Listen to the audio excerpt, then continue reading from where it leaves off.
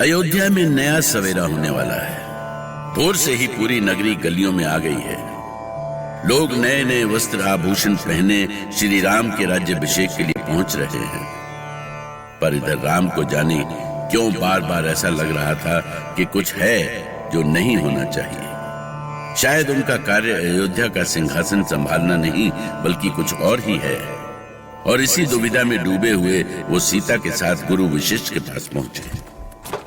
गुरुदेव, सीता का विशेष आग्रह था कि आज हम सबसे पहले आपके दर्शन करें और आपका आशीष लें। पर मैं आज आपसे अपने मन की कुछ बातें करने आया हूं गुरुदेव। वो बातें जो मैंने किसी से नहीं कही, और ये बातें कहने के लिए आपसे बढ़कर कोई नहीं हो सकता गुरुदेव, क्योंकि गुरु का स्थान तो ईश्वर से भी ऊपर होता है।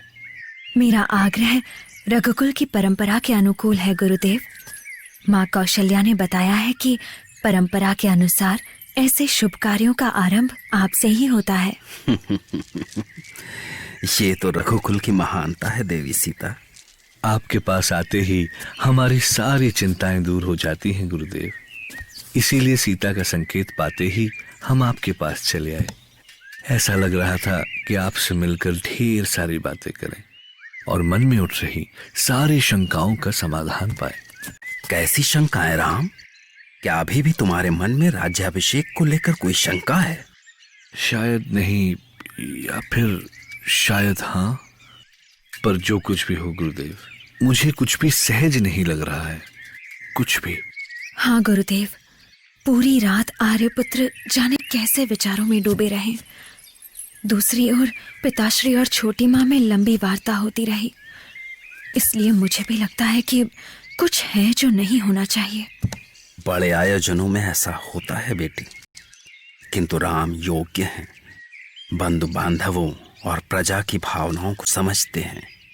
इसीलिए हमें इस राज्याभिषेक को लेकर कोई चिंता नहीं है। परंतु गुरुदेव, मुझे बार बार लगता है कि मेरा दायित्व कुछ और है। ईश्वर ने मेरे लिए कुछ और तय किया है, कुछ और जिसका मुझे संकेत मिल रहा है। तुम्हारे मुख से ऐसी बातें शोभा नहीं देती राम। जो प्रजा को अपना मानता है, राजकाज उसे ही चलाना चाहिए। महाराज दशरथ ने तुम्हें युवराज बनाने का निर्णय प्रजा की सहमति से लिया है। पहले ऐसा नहीं होता था। राजा के बड़े बेटे को ही युवराज बना दिया जाता था। प्रजा चाहे कितना भी विरोध क्यों न करे, कोई सुनने वाला नहीं था। यही तो चिंता की बात है गुरुदेव। क्या प्रजा मुझसे जो चाहती है उसे मैं पूरा कर भी सकूंगा? राम, आज जब तुम्हारा राज्याभिषेक होने जा रहा है, तब ऐसी सोच का कोई अर्थ नहीं है। पर जाने क्यों मेरा मन नहीं मान रहा है गुरुदेव।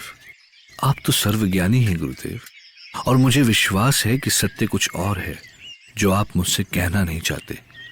ये तुम कैसी बातें सोच रहे हो राम? इन सब बातों को छोड़कर मेरी बात ध्यान से सुनो। संसार में शक्तिशाली पुरुषों की कोई कमी नहीं है, किंतु सबको अपनी शक्ति का प्रदर्शन करने का अवसर नहीं मिल पाता। कुछ लोगों का तो जीवन ही सत्ता संघर्ष में बीत जाता है। तुम भाग्यशाली हो कि तुम्हें प्रजा की भलाई और मानवता के कल्याण का अवसर मिल रहा है। जाओ, मेरा आशीर्वाद तुम दोनों के साथ है। झूठ कहूं तो पाप लागे रानी। बड़े भाग्य से ऐसा अवसर आता है। तुम्हारा और तुम्हारे पुत्र का भला होना था, इसलिए समय पर मेरी बुद्धि काम आई। मेरे पिताजी ने ऐसे ही तुम्हें मेरे साथ नहीं भेजा था। उन्हें पता था कि समय पर तुम ही काम आओगी। अरे सब ऊपर वाले का खेल है। पर तुमने बताया नहीं कि महाराज ने और क्या कहा। कहेंगे क्या, बस छाती पर पत्थर रखकर मेरी बात मान ली।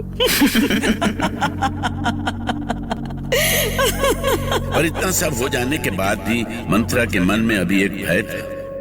पर अब क्या शेष था? अब क्या हो सकता था जिसका मंत्रा को भय था, जिससे मंत्रा अभी भी आश्वस्त नहीं हो सकी थी? क्योंकि महाराज तो अब कैकेयी को वचन दे चुके थे। फिर क्या डर है मंत्रा के मन में?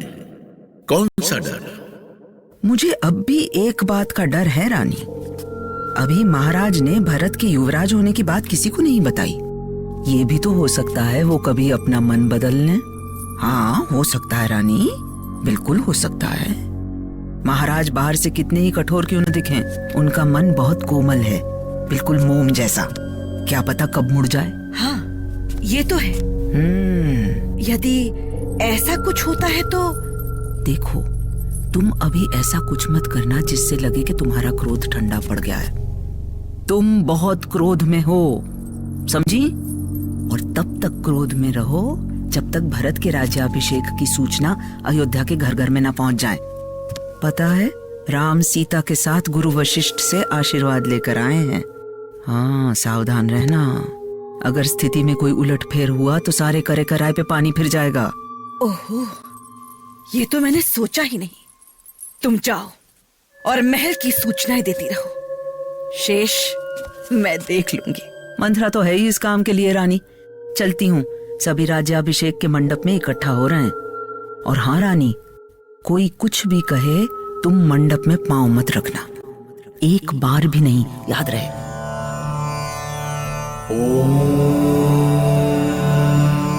स्वास्ति नाह इंद्रो वृत्रश्रवा स्वास्ति नाह पूषा विश्ववेदाः स्वास्ति नास्तक्ष्यो अरिष्टनेमि स्वास्ति नाह बृहस्पति दधातु।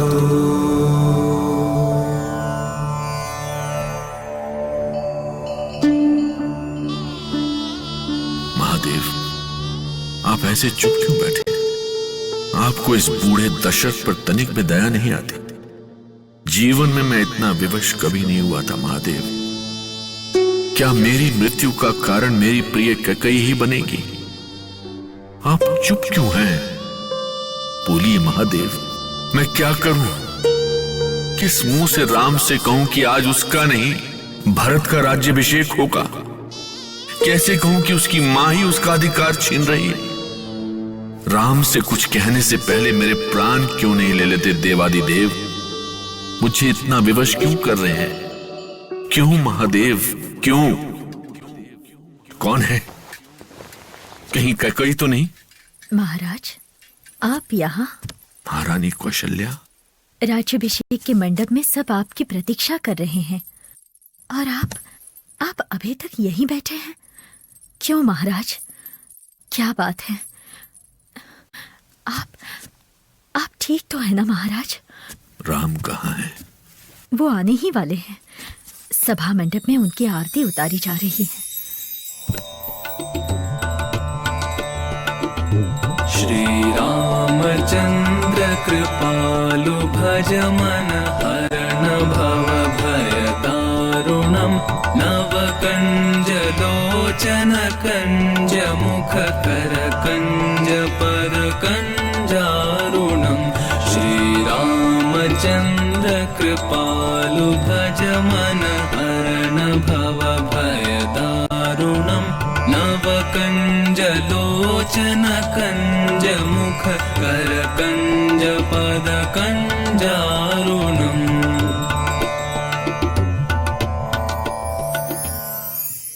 केकई, केकई, कहाँ हो रानी? अरे देखो रानी, देखो क्या हो रहा है यहाँ। केकई, क्या किसी ने देखा है रानी को? वो अपने कक्ष में ही होंगी। हैं? अच्छा अच्छा। कुछ हुआ है क्या मंथरा? नहीं तो। हैं? कुछ भी तो नहीं। राज्याभिषेक में देर हो रही है ना। केकई, केकई, सारा खेल बिगड़ गया। हे भगवान, सब चौपट हो गया, सब चौपट। लो, तुम यहाँ बैठी हुई हो। झूठ कहूं तो पाप लागे रानी। क्या सोचा था मैंने और क्या हो रहा है यहाँ? तुम सुन रही हो ना? इस मुसीबत की घड़ी में कहाँ खोई हो? रानी सुनो बेटी, सुनो। मंत्रा की आंखों में आंसू देखकर कैकेयी के पांव के नीचे से जमीन खिसक गई। उन्हें लगा था जैसे उनकी चाल नाकाम हो गई है। दूसरी तरफ राज्याभिषेक की तैयारियां अपने अंतिम चरण में थीं। किसे पता था कि अंतःपुर के अंधेरे में राज्याभिषेक का ये उत्सव डूब जाने वाला है। राम राम